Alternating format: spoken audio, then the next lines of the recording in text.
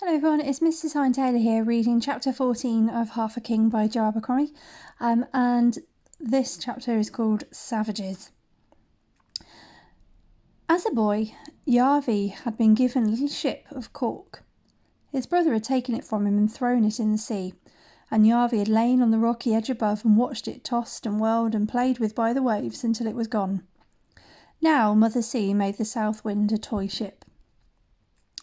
Yarvi's stomach was in his 6-hour mouth as they crested one surging mountain of water, was sucked into his eyes as they plunged into the foam-white valley beyond, pitching and yawing deeper and deeper until they were surrounded by the towering sea on every side, and he was sure that they would be snatched into the unknowable depths, drowned to a man.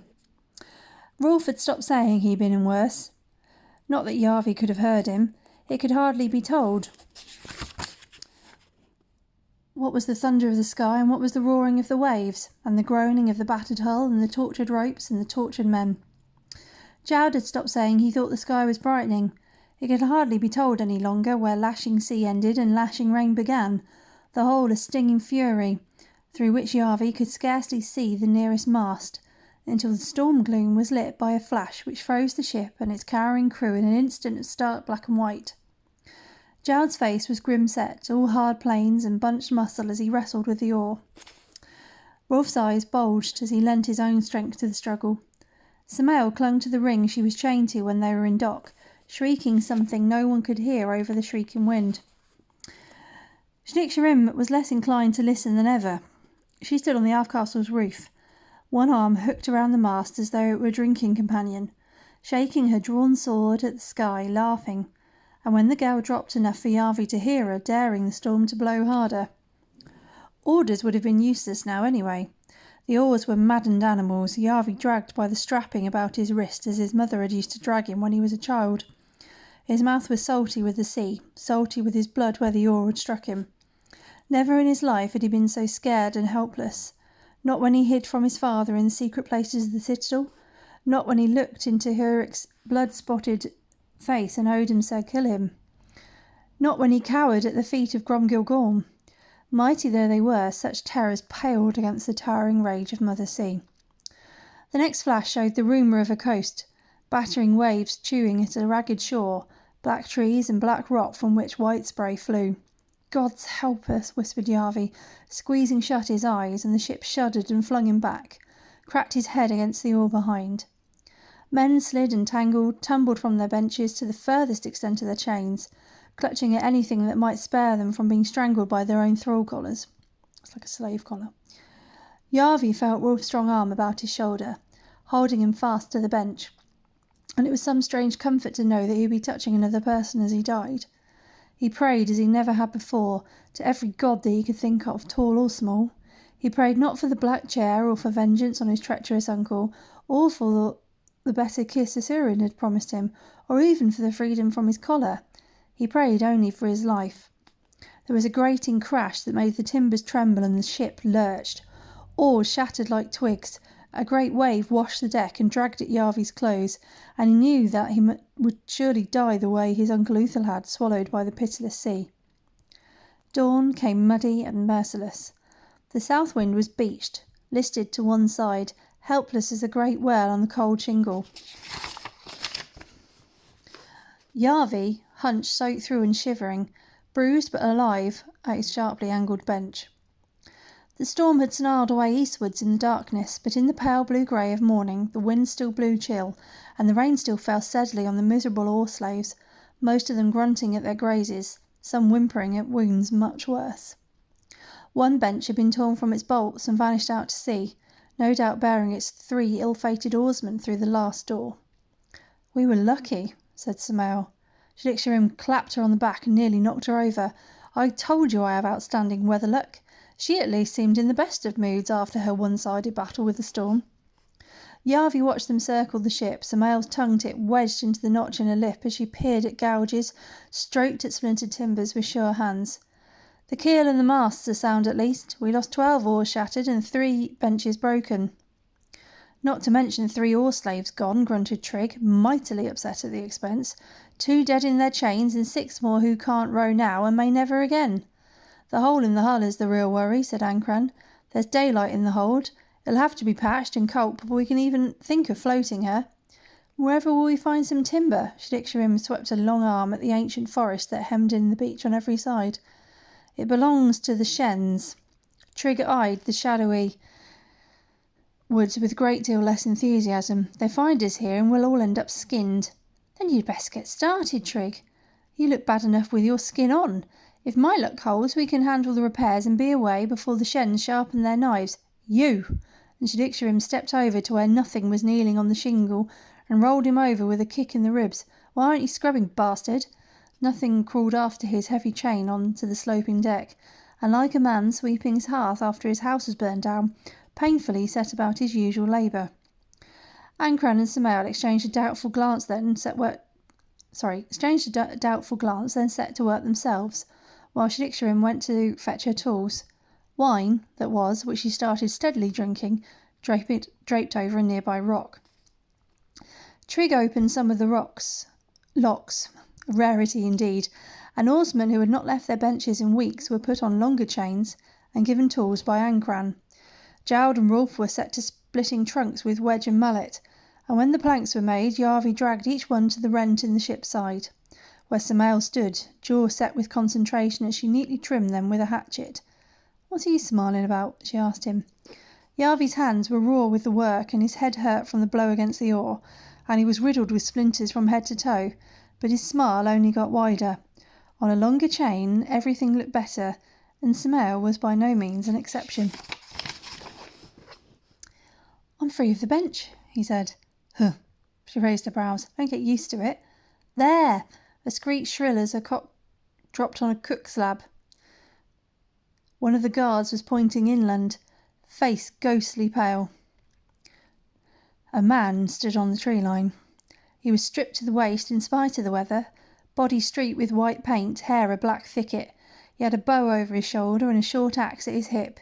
He made no sudden move, roared no threat, only looked calmly toward the ship and the slaves busy around it, then turned without hurry and disappeared into the shadows. But the panic he sparked could hardly have been greater had he been a charging army. "God's help us," whispered Ankran, plucking at his thrall collar as if sat too tight for him to breathe.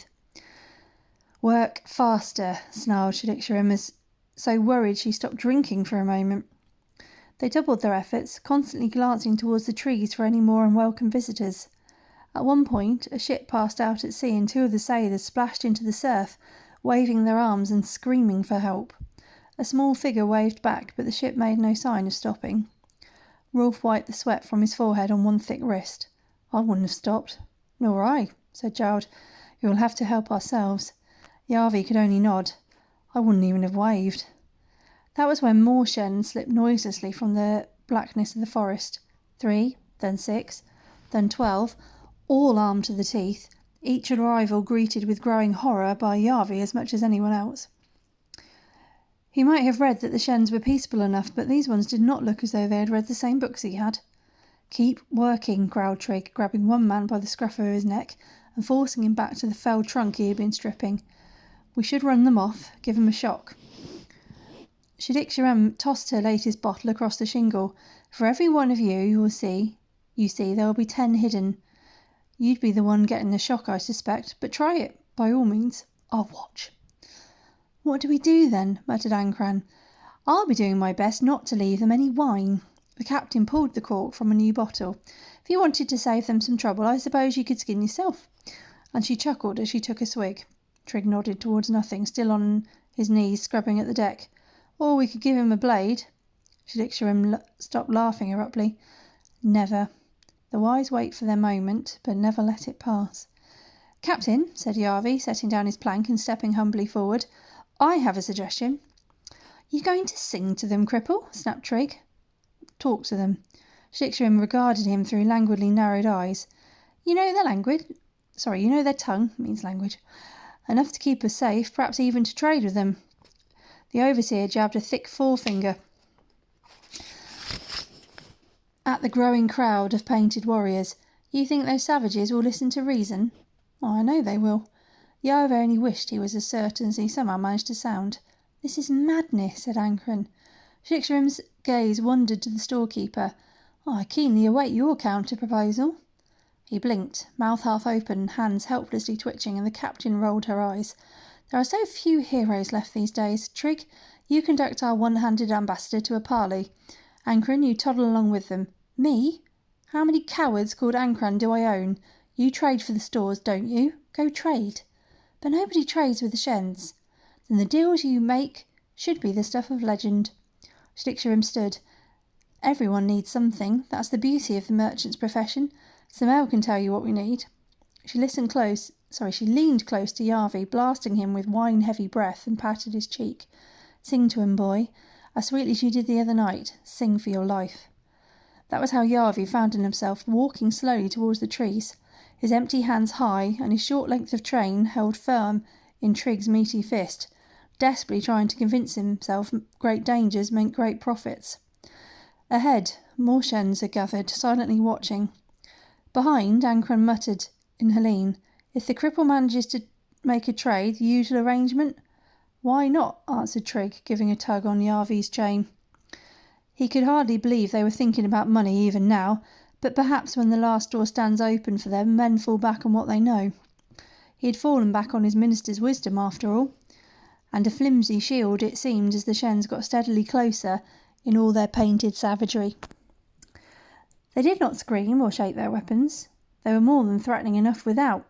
They simply stepped back to make room as Yarvi came near, herded through the trees by Trig, and into a clearing where more Shends were gathered about a fire. Yarvi swallowed as he realised how many more. They might have outnumbered the whole crew of the South Wind 3-1. A woman sat among them, whistling at a stick with a bright knife. Strung around her neck on a leather thong was an elf tablet. The green card studded with black jewels, scrawled with incomprehensible markings, riddled with intricate golden lines. The first thing a minister learns is to recognise power, to read the glances and stances, the movements and the tones of voice that mark the followers from the leader. Why waste time on underlings, after all? So Yarvi stepped between the men as if they were invisible, looking only into the woman's frowning face, and the warriors shuffled after, and hedged him and Trig and Ankron in with a thicket of naked steel. For the briefest moment Yarvi hesitated. For a moment he enjoyed Trig and Ankron's fear more than he suffered with his own. For a moment he had power over them, and found he liked the feeling. "Speak," hissed Trig. Yarvi wondered if there was a way to get the overseer killed, to use the Shends to get his freedom, perhaps Rolfs and Jowls as well, but the stakes were too high and the odds too long. The wise minister picks the greater good, the lesser evil, and smooths the way for farther peace in every tongue. So Yarvi dropped down, one knee squelching into the boggy ground, his withered hand on his chest and the other to his forehead in the way Mother Gundring had taught him, to show he spoke the truth, even if he lied through his teeth. "My name is Yorv," he said, in the language of the Shends, "and I come humbly upon bended knee, stranger no longer, to beg the guest right for me and my companions." The woman slowly narrowed her eyes at Yarvi. Then she looked about at her men, carefully sheathed her knife and tossed her stick into the fire. "Damn it!" "Guessed right," muttered one of the warriors, pointing towards the stranded ship in disbelief. "These savages—" "Your pronunciation is dismal." The woman flung up her hands. "But I'm going to try and pronounce this, Svida of the Shends. Stand, Yorv, for you are welcome at our hearth and safe from harm." Another of the warriors angrily flung his axe on the ground and stamped off into the brush. Svidor watched him go. We were very much looking forward to killing you and taking your cargo. We must take what we can, for your high king will make war upon us again when the spring comes.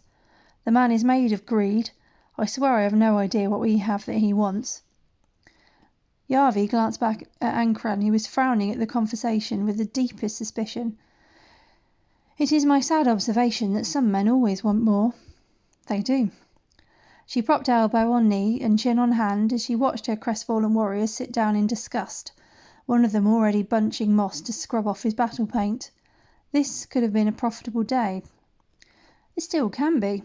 Yarvi clambered to his feet and clasped his hands the way his mother did when she began a bargain.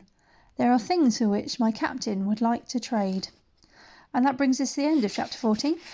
Join me next time to read chapter 15, Ugly Little Secrets. Take care.